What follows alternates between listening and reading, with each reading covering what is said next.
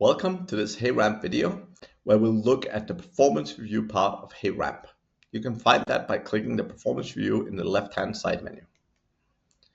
When you open it, the first thing you'll see is your dashboard. Now in this case, this is the founder of the company, hence no performance reviews with her boss at the moment. On the left-hand side, you see two areas. The first area here is the performance reviews that have already been initiated or is in progress. As you can see, this one is in state 3 of 5 and this one is in state 5 of 5. So those are in progress already. Down here, you see an individual without any numbers next to them, and that means there's no current open performance review. After we click on Bradford, we can see his performance overview. Here we can see his mood over time. We can see his performance, both in one-to-one meetings and in his performance reviews. If you go down a little, you can also see his average one-to-one score and his average score for performance reviews. You can also go back here to look at analysis, or you can look at the history button. However, at this point, we want to go ahead and we want to schedule the next performance review. To do so, click the setup event here to get that moving. Here, you'll see the 5 steps in the performance review. And the first one is selecting the template.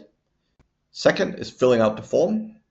Third is the review comparison, so reviewing the 2 comparisons. Next is adding the agenda, and last is conducting the meeting. So let's say next step to go through the process. At this point, we need to select the relevant template. To do so, you simply click on the relevant template. You can see the questions, etc. out on the right-hand side here. And when you're happy with the template, you can simply say start the process. The second step of the process is for you to fill in the review on the employee. Let me do that quickly. So I filled in the questions here. And in the comments, you can typically add a comment. So if it's a multiple choice, you can add a comment below. That can be either optional or required. In the questions, again, these can be optional and required, but in here you'll have to do a written answer and they will be compared side by side later. As you go through the form, eventually the last question in this case is an optional one, so I'll choose not to fill it out. When you're done with it all and happy with it, you can press continue. Now at this point, you have completed the review, but the employee have not completed the same review themselves, so therefore it is currently waiting.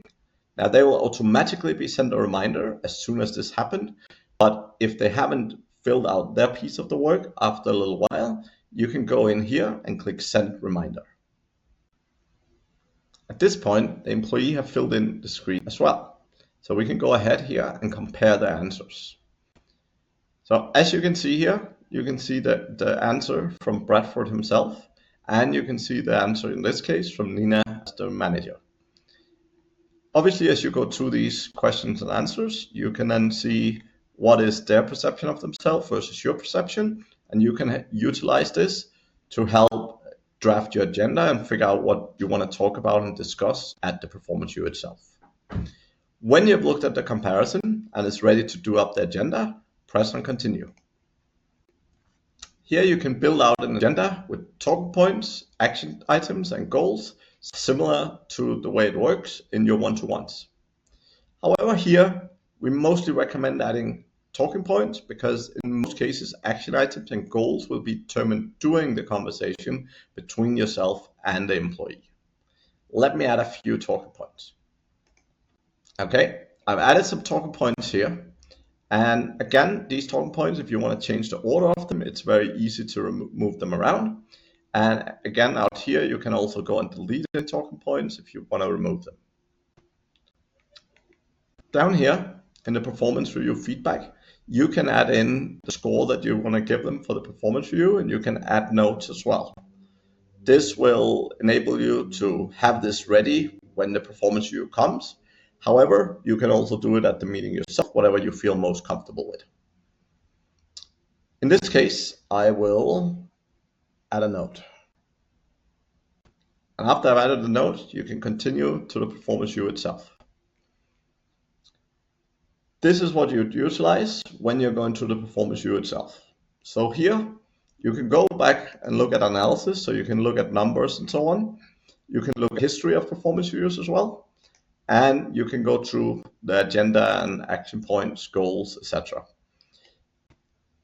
The bottom part here with the performance view feedback is generally not available until you click the rollout button. So the employee is unable to see this until you click the button here and open up the overview. When you do so, they can see the comments you've added and they can see the score they've been given, etc.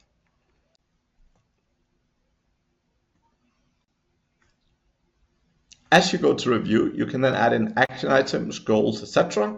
And these will automatically be carried over to your following one-to-ones.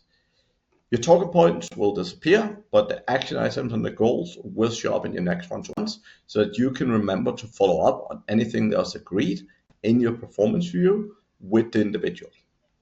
As soon as the performance review is completed and you have added a score and a comment, you can complete the performance review here.